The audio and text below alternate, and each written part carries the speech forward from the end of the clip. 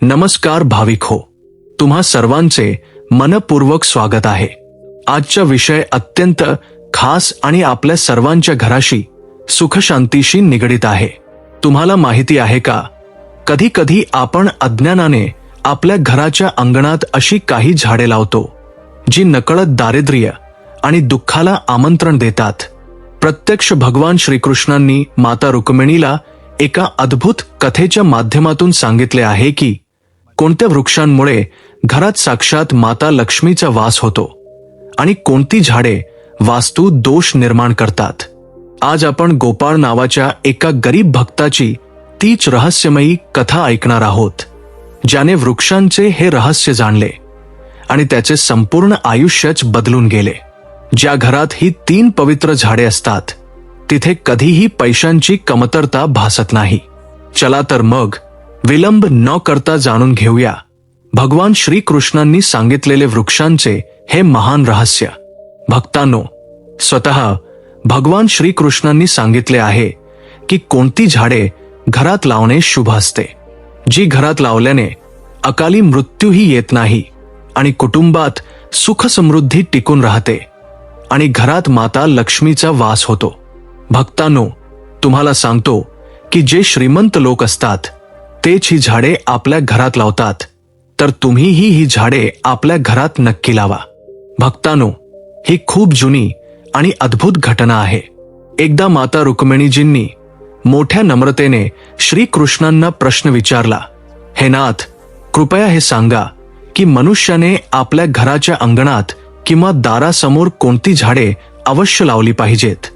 अशी कोणती पवित्र झाडे आहेत ज्यांच्या रोपणाने घरातून दारिद्र्य दूर होईल, शत्रूंचे भय मिटेल आणि भूतप्रेत, रोग तसेच पिशाच सारख्या बाधा जवळही फिरकणार नाहीत?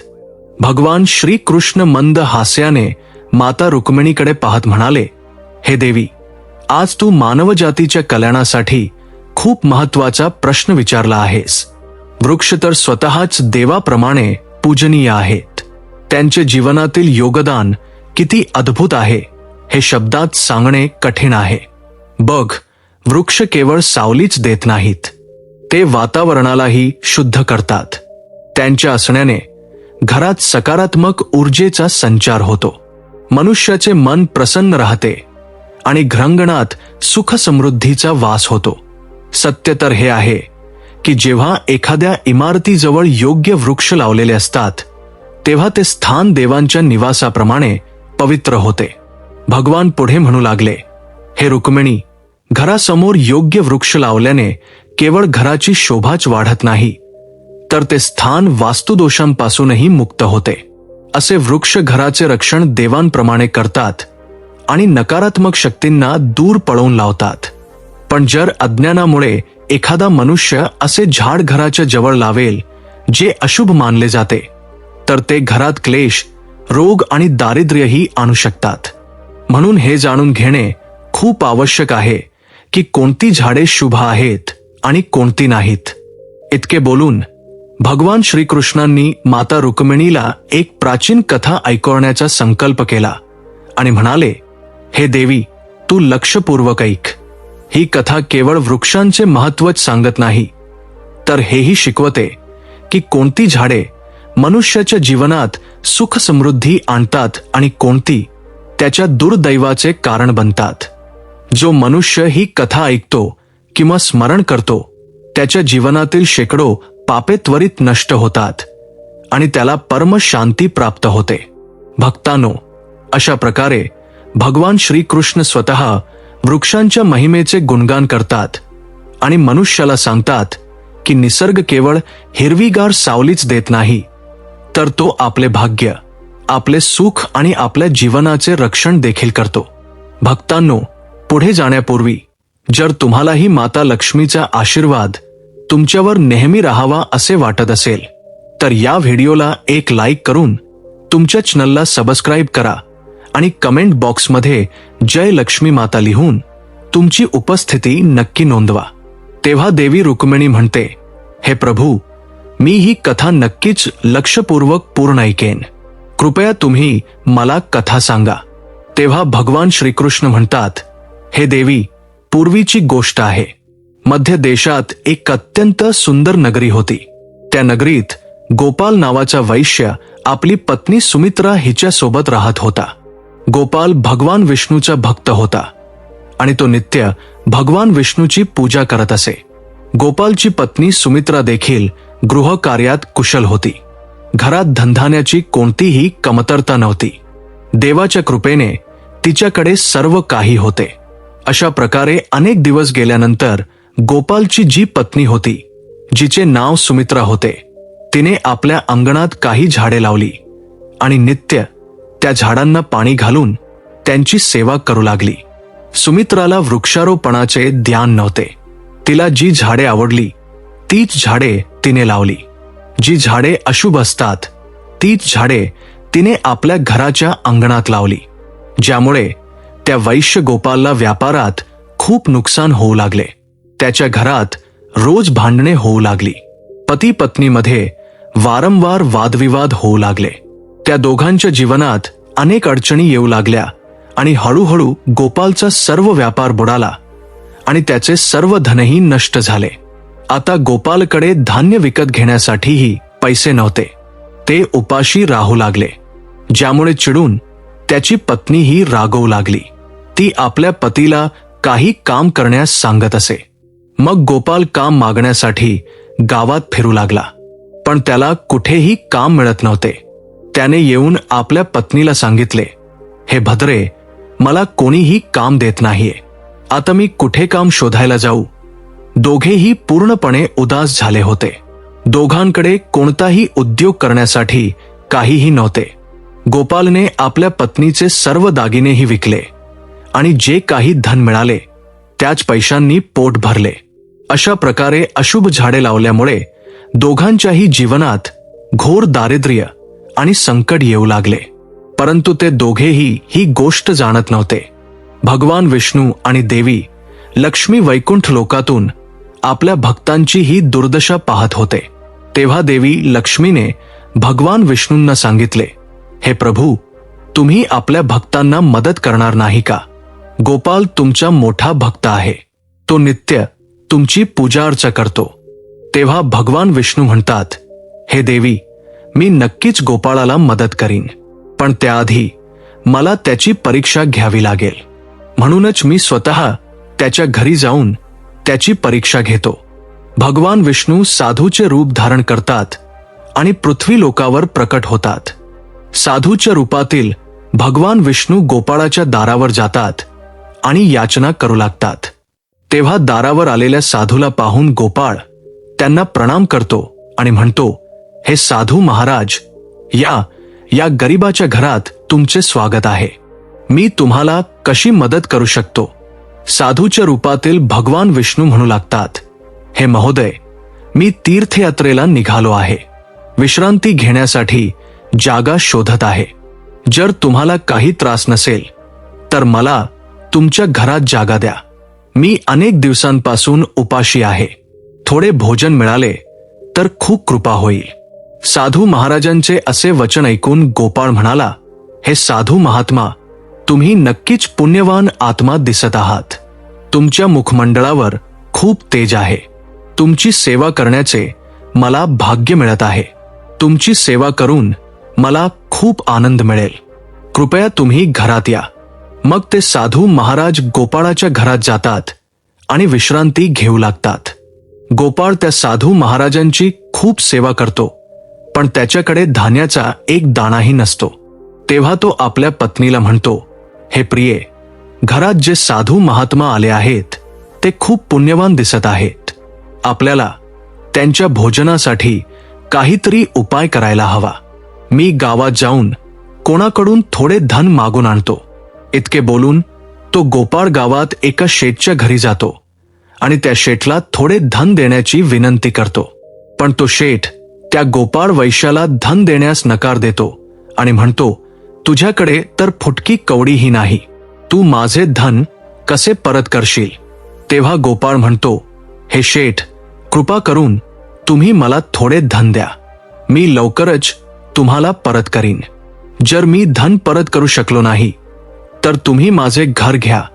गोपाळाचे बोलणे ऐकून शेठला त्याच्यावर थोडी दया येते आणि तो त्याला धन देताना म्हणतो, हे वैश्य, जर तू धन परत केले नाहीस तर तू स्वतःच मला तुझे घर सोपवून दे.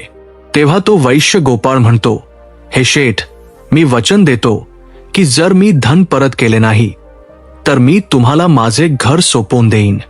गोपाळ त्या सावकाराकडून पैसे घेऊन बाजारातून दूध, तांदूळ, भाजी, पीठ, साखर इत्यादी खरेदी करतो आणि घरी परत येतो. मग तो आपल्या पत्नीला म्हणतो, हे प्रिये, तू त्या साधू महात्मांसाठी भोजन बनव. मग गोपालची पत्नी सुमित्रा भोजन बनवते आणि त्या साधू महात्मांना भोजन वाढवते. अशा प्रकारे गोपालची भक्ती आणि निष्ठा पाहून ते साधू महाराज खूप प्रसन्न होतात. भोजन झाल्यावर ते जाताना गोपालला म्हणतात, हे वैश्य, मी तुझ्या भक्तीने आणि आदराने खूप प्रसन्न आहे. तुझी जी काही इच्छा असेल ती मला सांग, मी ती नक्की पूर्ण करीन. तेव्हा गोपाल म्हणतो, हे महात्मा, तुमच्या आशीर्वादच आमच्यासाठी सर्व काही आहे. पण मला तुमच्याकडून हे जाणून घ्यायचे आहे की कोणत्या पापामुळे मला दारिद्र्याचे दुःख भोगावे लागत आहे. आम्ही तर भगवान विष्णूची भक्ती केली आहे, मग आमच्या जीवनात दारिद्र्य का आले आहे, याचे कारण काय आहे आणि हे दारिद्र्य दूर करण्यासाठी मी कोणते उपाय करावे. तेव्हा ते साधू महात्मा म्हणतात, हे वैश्य, मी जेव्हा तुझ्या दारावर आलो होतो तेव्हाच मला हे कळले होते की तुझ्या जीवनात घोर दारिद्र्य आणि संकट आले आहेत. कारण तुझ्या घरासमोर जी झाडे आहेत तीच तुझ्या दारिद्र्याचे कारण आहेत. म्हणूनच तू ही झाडे काढून त्यांच्या जागी शुभ रोपे लाव. तुझ्या पत्नीने तुझ्या घरासमोर जी झाडे लावली आहेत ती अशुभ झाडे आहेत. त्यांच्यामुळेच तुझी अशी दुर्दशा झाली आहे. तेव्हा गोपाल म्हणतो, हे महात्मा, कृपा करून मला सांगा की घरासमोर कोणती झाडे लावावीत ज्यामुळे घरात सुख समृद्धी येईल आणि कोणती झाडे लावू नयेत. कृपा करून तुम्ही मला सविस्तर समजावून सांगा. मी तुमच्या खूप आभारी राहीन. मग ते साधू महात्मा म्हणतात, हे वैश्य, ठीक आहे, आता मी तुला त्या शुभ वृक्षांबद्दल सांगतो ज्यांना घराच्या जवळ लावल्याने शुभ फळांची प्राप्ती होते. म्हणूनच तू लक्षपूर्वक ऐक. हे वैश्य गोपाल, एखाद्या जलाशयाच्या जवळ पिंपळाचे झाड लाव. पिंपळाचे झाड लावल्याने जे फळ मिळते ते शेकडो यज्ञांच्या समान असते. जेव्हा पिंपळाची पाने त्या जलाशयात पडतात तेव्हा ती पिंडा समान होऊन पितरांना तृप्त करतात. यामुळे सर्व प्रकारचे पितृदोष समाप्त होतात. जो मनुष्य नित्य स्नान करून पिंपळाला स्पर्श करतो तो सर्व पापांपासून मुक्त होतो आणि कधीही पराभूत होत नाही. पिंपळाला स्पर्श केल्याने लक्ष्मीची प्राप्ती होते आणि त्याची प्रदक्षिणा केल्याने आयुष्यात वाढ होते. पिंपळाच्या मुळात श्री विष्णू, खोडात शिवजी आणि अग्रभागात ब्रह्माजी स्थित असतात. अमावस्येच्या दिवशी पिंपळाला प्रणाम केल्याने जे फळ मिळते ते 1000 गायींच्या दाना इतके असते. या जगात पिंपळासारखे दुसरे कोणतेही झाड नाही. साक्षात श्री हरी या वृक्षाच्या रूपात पृथ्वीवर विराजमान आहेत. पिंपळाच्या वृक्षाला इजा पोहोचवणे किंवा त्याची फांदी तोडणे महापाप मानले गेले आहे. असा मनुष्य नरकात राहतो आणि जो पिंपळाला मुळापासून कापतो त्याचा कधीही नरकातून उद्धार होत नाही. हे वैश्य, आता मी तुला दुसऱ्या वृक्षाबद्दल सांगतो. आवळ्याचे फळ सर्व लोकांमध्ये प्रसिद्ध आणि परमपवित्र आहे. आवळा लावल्याने स्त्री आणि पुरुष जन्म मृत्यूच्या बंधनातून मुक्त होतात. हे पवित्र फळ भगवान विष्णूंना अत्यंत प्रसन्न करणारे आणि शुभ मानले गेले आहे. हे खाल्ल्याने सर्व पापांपासून मुक्ती मिळते. आवळा खाल्ल्याने आयुष्य वाढते.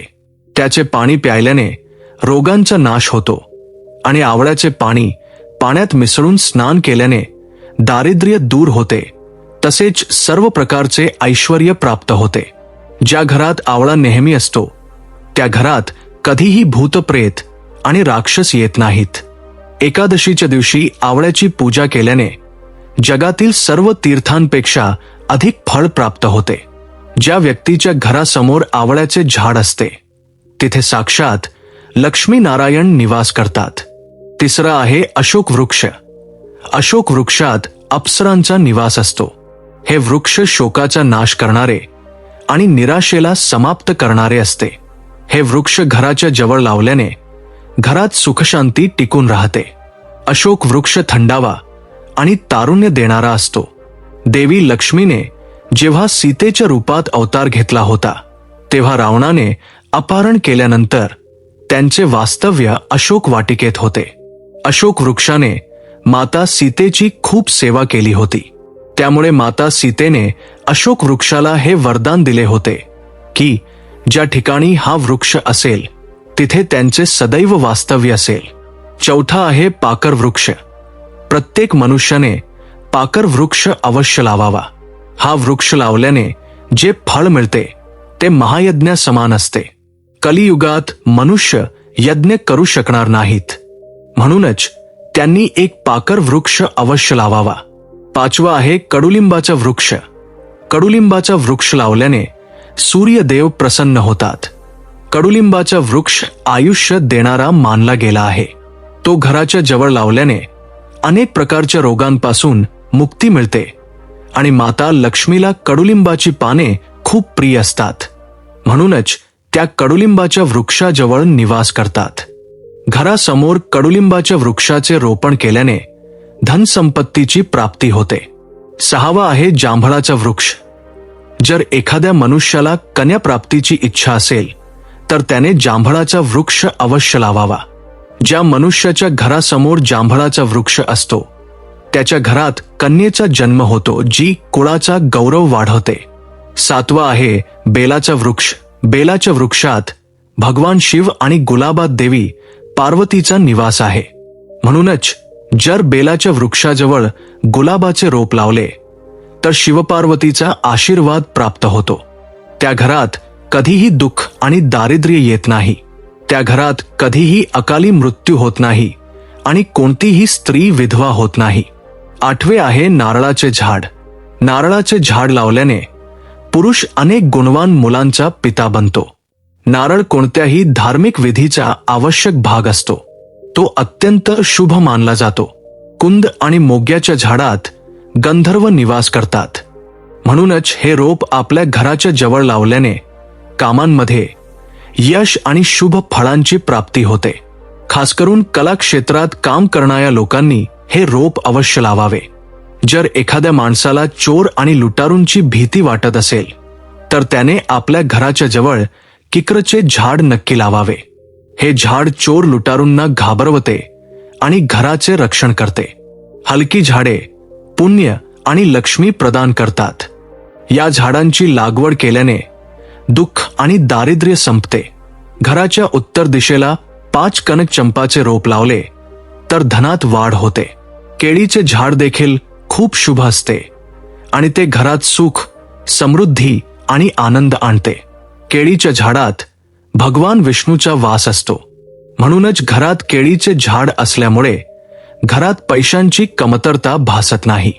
हरसिंगारच्या रोपाला पारिजात असेही म्हणतात. या रोपाची उत्पत्ती समुद्रमंथनाच्या वेळी झाली होती आणि देवी लक्ष्मी देखील समुद्रमंथनातूनच प्रकट झाली होती, म्हणूनच पारिजातच्या रोपाला खूप अधिक महत्त्व आहे. जर हे रोप आपल्या घरी लावले तर तुम्हाला माता लक्ष्मीची विशेष कृपा प्राप्त होईल. घराच्या अंगणात नारळाचे झाड असल्यामुळे त्या घरात नेहमी शुभता टिकून राहते आणि त्या घरातील सदस्यांचा समाजात खूप मानसन्मान होतो. सुंदर पत्नीची इच्छा करणाऱ्या माणसाने डाळिंबाचे झाड लावावे.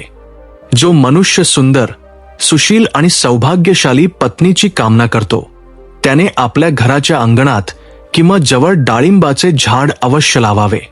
डाळिंबाचे झाड केवळ आरोग्यवर्धक फळेच देत नाही, तर ते शुभता आणि सौंदर्याचे प्रतीक मानले गेले आहे.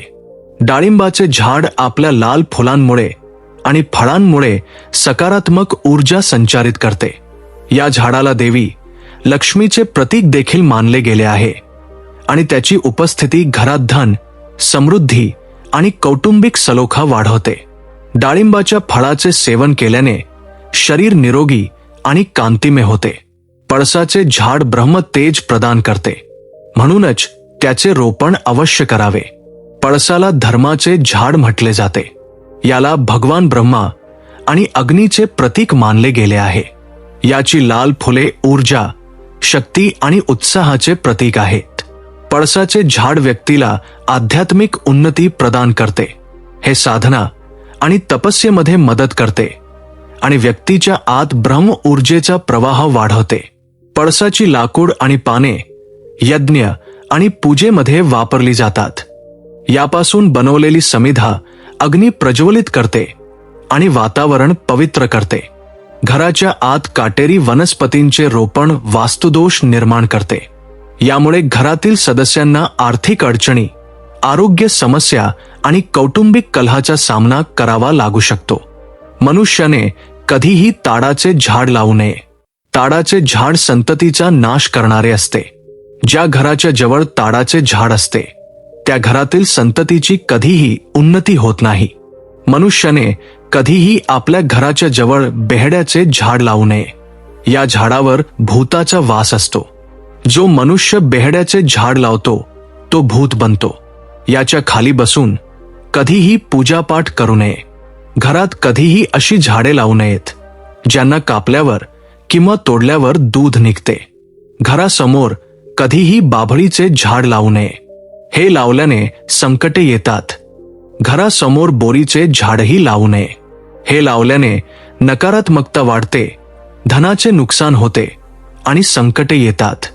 भक्तांनो, भगवान श्रीकृष्ण पुढे माता रुक्मिणीला म्हणतात, हे प्रिये, लक्ष देऊन ऐक. घराच्या अगदी जवळ आंब्याचे झाड कधीही लावू नये. जरी आंब्याचे फळ अत्यंत गोड आणि प्रिय असते, परंतु जेव्हा त्याच्या झाडाची सावली थेट घरावर पडते तेव्हा ते शुभैवजी अशुभ फळ देते. यामुळे आंब्याचे झाड नेहमी घरापासून थोडे दूरच लावणे योग्य आहे. त्याचप्रमाणे पपईचे झाडही घरासमोर लावू नये. हे झाड दिसायला सोपे आणि फळ देणारे नक्कीच आहे, परंतु यामुळे घरात दरिद्रता येते आणि धनाचे नुकसान होऊ लागते. जर पिंपळाचे झाड घराच्या पूर्व दिशेला असेल तर ते गरिबी आणि क्लेशाचे कारण बनते. जर वडाचे झाड घराच्या पश्चिम दिशेला असेल तर कुटुंबात शोक आणि दुःखाचे वातावरण राहते. हे देवी, हे देखील जाणून घ्या की जर घराच्या दक्षिण दिशेला तुळशीचे रोप असेल तर संततीला त्रास सहन करावा लागू शकतो. तुळशी माता स्वतः पवित्र आहेत, परंतु त्यांच्या योग्य दिशेची काळजी घेणे अत्यंत आवश्यक आहे. त्याचप्रमाणे जर एखाद्या मृत झाडाची सावली घरावर पडत असेल तर ते मृत्यूसूचक मानले जाते. असे सुकलेले आणि मृत झाड त्वरित उपटून टाकावे, अन्यथा घरात अनिष्ट घडते. वाळवंटात आढळणारी झाडे कठोर आणि कोरड्या वातावरणासाठी अनुकूल असतात.